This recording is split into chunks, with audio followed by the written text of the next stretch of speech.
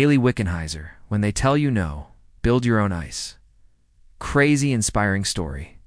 So today, I want to talk about Hayley Wickenheiser, and not just the medals, not just the Olympic golds, not just the records. Because sometimes when we hear about someone after they've already become a legend, we forget the uncomfortable part of the story. We forget that before the world applauds you, sometimes it rejects you. Before people say, wow, look what she became, there are often years where they say, you don't belong here. And that's the part of Hayley Wickenheiser's story that inspires me most. She was born in Saskatchewan, Saskatchewan, a small place where hockey was part of the air people breathed. And like so many Canadian kids, she found the game early. Outdoor rinks, cold air, skates on ice, a stick in her hands. Dream that probably felt bigger than the town itself. But here's the thing. She didn't grow up in a world where girls' hockey had the same space, same respect, or same opportunities that boys had. So what did she do? She played with the boys. And that sounds simple, doesn't it? But imagine being a young girl walking into a space where people already have an opinion about you before you even touch the puck. Imagine being looked at like a question mark. Can she keep up? Is she tough enough? Why is she here? Maybe some people didn't say it out loud. Maybe some did. But either way, she had to feel it. That pressure of knowing you're not only playing the game, you're proving whether you even deserve to be in the game. And I think that's where her story becomes bigger than hockey, because how many of us have lived that in some way? Maybe not on an ice rink, maybe not in front of coaches or teammates. But somewhere in life, haven't we all walked into a room, a job, a relationship, a family system, a dream, and felt like we had to prove we belonged? Someone doubted us. Someone looked at our dream and quietly decided it was too big for us. And the question becomes, what do you do with that? Do you shrink? Do you let their doubt become your identity? Or do you use it as fuel? Hayley kept going. She played on boys' teams until she was about 13. She worked harder, practiced longer, took the stares, the doubt, the awkward locker room situations, the judgment, the feeling of being different, and somehow turned it into strength. And that's not easy, because rejection doesn't always arrive as one big dramatic moment. Sometimes rejection is quiet. It's being ignored. It's being treated like an exception instead of an athlete. It's people acting surprised when you're good. It's having to earn respect again and again, while others are simply given the benefit of the doubt that can wear a person down. But it can also build something in them that comfort never could. And maybe that's one of the lessons here. Sometimes the thing that tries to exclude you ends up training you. Sometimes the people who doubt you help sharpen the part of you that refuses to quit. Hayley was not handed an easy path. She had to carve one. She had to skate through resistance. She had to grow up in a sport that didn't fully know what to do with a girl who was that serious, that talented, that determined. And then, at only 15 years old, she made Canada's national women's team.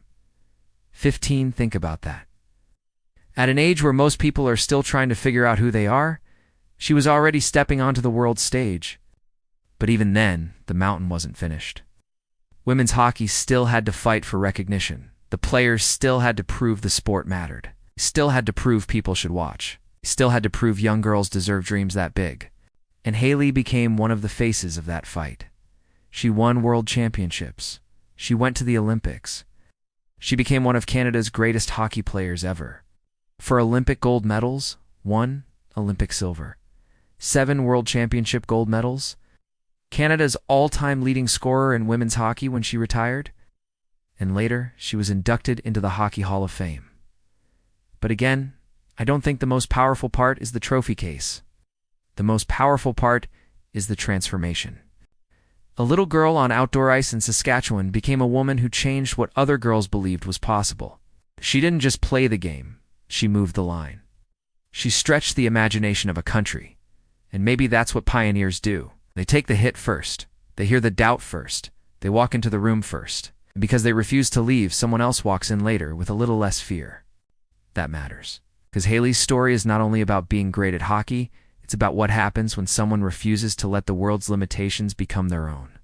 It's about a young girl hearing, directly or indirectly, this isn't really for you, and deciding, watch me anyway. When they don't believe in you, watch me. When they think you're too different, watch me. when they say the door is closed. Watch me build another one. And maybe that's where her story connects to all of us. Because not everyone watching this wants to be an Olympic athlete. Not everyone wants to play hockey. But everyone understands resistance. Everyone understands being overlooked. Everyone understands wanting something that other people don't fully understand. And maybe the message today is simple. Don't wait for the world to make perfect space for you before you begin. Hayley didn't have perfect space. She had cold ice, a stick, a dream, and a stubborn refusal to disappear. Sometimes that's all you get at the start. Not applause, not approval, not easy opportunity. It's just the feeling inside you that says, I know there is something more in me. And if you honor that feeling long enough, if you keep showing up, if you keep doing the work when nobody is clapping yet, something begins to change. Maybe first it changes you. Then it changes the people around you. Then one day, without even realizing it, your courage gives someone else permission to believe in themselves. That's legacy. And that's what I see in Hayley Wickenheiser's story. Not just a champion, not just a hockey player, but a reminder that rejection is not always a stop sign. Sometimes rejection is the resistance that builds the strength you'll need for the life you're meant to live. So if you're in a season right now where people don't understand your dream, or they doubt you, or they make you feel like you don't belong, maybe remember that little girl from Saskatchewan who kept skating anyway. Before the medals, before the Hall of Fame, before the standing ovations. There was a kid on the ice, choosing not to quit. And maybe that's where every great story begins. Not with the world believing in you, but with you deciding that their disbelief is not the end of your story.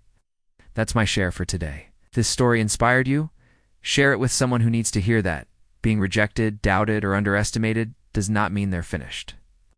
If you enjoyed this story and would like more, then go ahead and subscribe, comment, and share with friends. Cheers for now.